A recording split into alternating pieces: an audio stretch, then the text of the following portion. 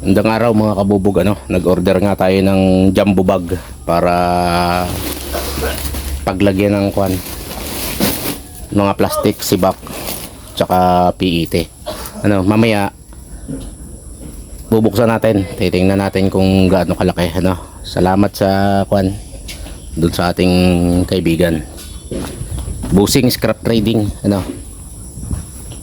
doon tayo bumili at marami siyang stock na ganun mga kabubog. Ito kasi ng ating mga mga sibak ay sobrang dami na,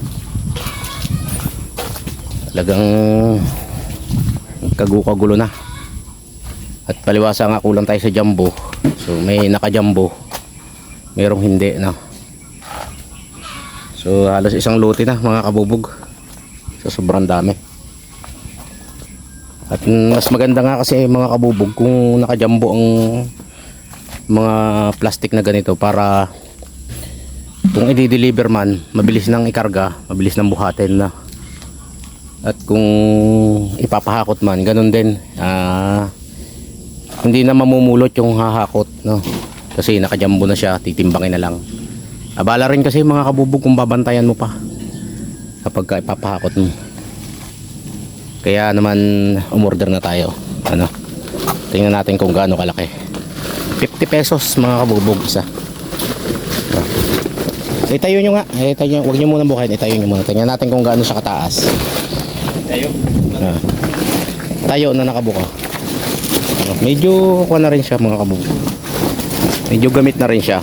Pero talagang makapal. Ayan. Ilapan nyo ilalim. Tapos tingnan nyo kung hanggang saan nyo. Ayan, halos hanggang dibdib ng tao. Dapat pala laki. So hindi na tayo lugi dyan mga kabubog sa 50 pesos. So mag-comment lang kayo kung gusto nyo umorder o bumili. Ito ay binayaran ko sa kanya through GCash. At sabi nga nung kapatid ko ay baka ako daw ay ma-scam. Sabi ko ay mukhang legit naman to. At sabi niya ay follower din natin, at follower din niya ako. So okay naman. At pinalalamove natin mga kabubog. Ang binayaran ko sa lalamove galing Bigaa Kabuyaw ay 500 lang mahigit. Bali inabot lang ng 600 dahil binigyan natin ng tip. 40 peraso itong pinadeliver natin mga kabubog, dahil sabi sobrang dami na nga ng ating sibak. Hindi natin maasikaso i-deliver kasi nga gulo-gulo. Yun ang mga nahakot sa atin ay hindi mo naman maintindihan kung kailan nahakot.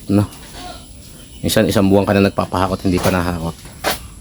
So pagka hindi pa rin ito hinakot, i-deliver na lang natin.